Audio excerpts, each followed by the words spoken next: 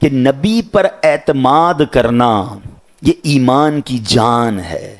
جنہوں نے اعتماد نہیں کیا وہ برباد ہوئے. اب ہم مسلمان ہیں اور ہمارے نبی اللہ کے آخری نبی اور سب سے افضل نبی ہیں, امام الانبیاء ہیں صلی اللہ تعالیٰ علیہ وسلم. تو اب نبی پاک پر ایمان کیسا ہونا چاہیے, ان کی باتوں پر یقین کیسا ہونا چاہیے, اعتماد کیسا ہونا چاہیے, بلیف کیسا ہونا چاہیے, یہ اب سمجھ لیجئے کہ سچا پکا مسلمان وہ ہوتا ہے جو اللہ اور رسول کے فرمان کے مقابلے میں اپنے دل, دماغ, آنکھ, کان وغیرہ کی نہیں سنتا, بلکہ جو کچھ فرما دیا جائے اس کو دل کی گہرائی سے چپ چاپ حق سمجھ کر مان لیتا ہے. یہ اعتماد ہے, یعنی نبی کے فرمان پر پکا یقین, یہ ایمان کی جان ہے. جو اللہ اور اس کے رسول کے ارشادات پر بن دیکھے ایمان لاتے ہیں, قرآن میں رب ان کی تعریف ارشاد فرماتا ہے. بڑی اہم بات کرنے جا رہا ہوں, یہ آج کے سینیریو میں بہت ضروری ہے سمجھنا. ینگسٹر زیادہ سمجھیے, میرے اس ویڈیو کو بھی شیئر کیجئے گا, جو لائیو مجھے دیکھ رہے ہیں وہ بھی غور سے سمجھیے. قرآن کیا کہتا ہے؟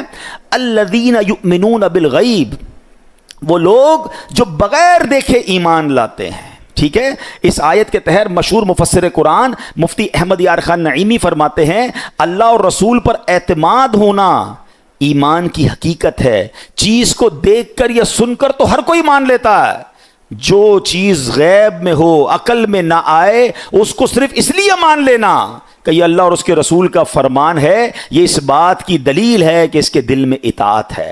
اب مزید فرماتے سچ پوچھو تو ایمان کی جان تو یہ ہے کہ نبی پاک کی خبر پر اپنے حواس یعنی آنکھ, کان, عقل, دماغ سے زیادہ اعتماد ہو. یعنی میں اور آپ دیکھ رہے ہیں کہ ابھی دن ہے, اور اگر نبی پاک فرما دے نا رات ہے, تو ہمیں کہنا ہے میری آنکھ جھوٹی ہے, میرے آقا سچ فرما رہے ہیں. یہ ایمان ہے نا. اچھا, ایک بڑی لاجیکلی بات ہے, آج کل لوگ اپنی عقل اور ہوشیاری سے دین کے احکام کو ریلیٹ کر رہے ہیں, لاجک ڈھونڈ رہے ہیں اور جناب اس پر بحث کر رہے ہیں. مجھے ایک بات بتائیں, آپ اگر مسلمان ہیں, الحمدللہ ہم مسلمان ہیں, ہم میں سے کس نے اللہ کو دیکھا ہے؟ نہیں دیکھا. ہم مانتے ہیں اللہ ایک ہے. کس نے نبی پاک سے ملاقات کی ہے؟ ہم نے ملاقات نہیں کی. ہم کہتے ہیں اللہ کے نبی ہیں, آخری نبی ہیں, یہ بھی مانتے ہیں.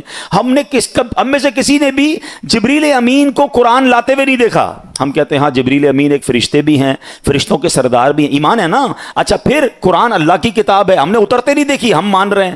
ہم نے قیامت دیکھی نہیں, ہمارا ایمان ہے. ہم نے جنت دیکھی نہیں, ہمارا ایمان ہے. جب اتنی بن دیکھی چیزوں پر ایمان لے آئے, اب اسلام کے معاملات میں کوشچن کس بات کا؟ تو ہمارا تو معاملہ یہی ہے. ایمان کا تقاضا یہ ہے کہ میری عقل تھوڑی ہے, عقل میں آ گیا تو یا اللہ تیری مہربانی, نہیں آیا تو جو اللہ نے فرمایا وہ حق, جو قرآن نے فرمایا وہ حق, جو نبی پاک نے فرمایا وہ حق ہے. ہمارا کام ہی اعتماد کرنا ہے. یہ آج کے دور میں جو دماغوں میں سوئی چبوئی جا رہی ہے اور جناب لاجک کے پیچھے لگایا جا رہا ہے, کچھ لوگوں کو آج اسلامی احکام سمجھ نہیں آ رہے کہ یار یہ سمجھ نہیں آتا کہ جناب وراثت میں مرد کو 2 حصے کیوں ہیں, عورت کو 1 حصہ کیوں ہے. مولانا صاحب ذرا اس کی لاجک تو بتائیں, یہ مرد کو طلاق کا حق کیوں دیا گیا, عورت کو طلاق کا حق کیوں نہیں دیا گیا؟ حضرت ذرا اس کے بارے میں بتائیں. جناب یہ جناب فلاں شریعت کا حکم کیوں ہے, ہمیں سمجھ نہیں آ رہا. اللہ کے بندوں, ہمارا کام یہ سوچنا کب تھا جب ہم بن دیکھے رب پر ایمان لائے. ارے حضرت ابوبکر صدیق کا واقعہ کس کو یاد نہیں ہے؟ شب معراج جب گزر گئی, نبی پاک نے کفار مکہ کے سامنے کہا کہ میں رات کے تھوڑے حصے میں گھوم کر آیا. کہاں؟ بیت المقدس کی سیر کر کے آیا, میں جنت کی سیر کر کے آیا.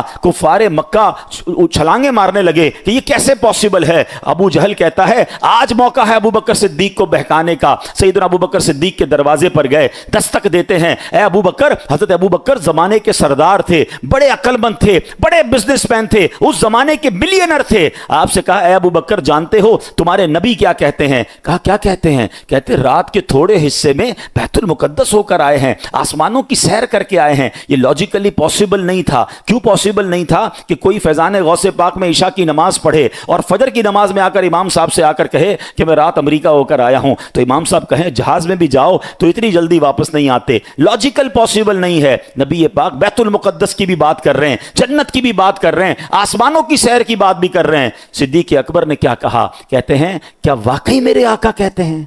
کہا جی تمہارے نبی یہی کہتے ہیں. کہا میرے آقا کہتے ہیں تو سچ فرماتے ہیں. सिद्दीक अकबर ने कोई क्वेश्चन नहीं किया कि लॉजिकली कैसे पॉसिबल है, अकल कहती है पॉसिबल नहीं है, मगर मेरी अकल थोड़ी है, मुस्तफा कहते हैं तो यकीनन पॉसिबल है। नबी पाक, अब वहां सिद्दीक अकबर से पूछा गया, ए अबू बकर इतनी बड़ी बात कैसे मान रहे हो? क्या शानदार जवाब दिया, और ये जवाब हम सबका होना चाहिए। वो कहते मैं तो इससे बड़ी बड़ी बातें मानता हूं। मेरे आका कहते हैं आसमान से फरिश्ते आते हैं, मुझे कुरान की खबरें देते हैं। अरे जिस नबी की आसमानी खबरों को मान लेता हूं, अगर वो आका फरमा रहे हैं बैतुल मुकद्दस से होकर आया हूं, तो फिर मैं क्यों ना मानूं। सुभान अल्लाह, सिद्दीक अकबर ने रहती दुनिया को यह मैसेज दिया है। काश ये हम भी सीख जाएं, हमारी औलाद और बच्चों को सिखा के चले जाएं कि अकल माने या ना माने, अगर कुरान और हदीस का कोई हुक्म है तो हमें उस पर अमल करना है। मेरी आपकी अकल थोड़ी है। सिद्दीक अकबर ने क्या किया, प्रैक्टिकली वो पंजाबी लोग कहते हैं ना, वो वाला जुमला सिखा दिया। वो कहते हैं असी मनन वाले हैं, सोचण वाले नहीं हैं। हमारा काम मानना है, लब्बैक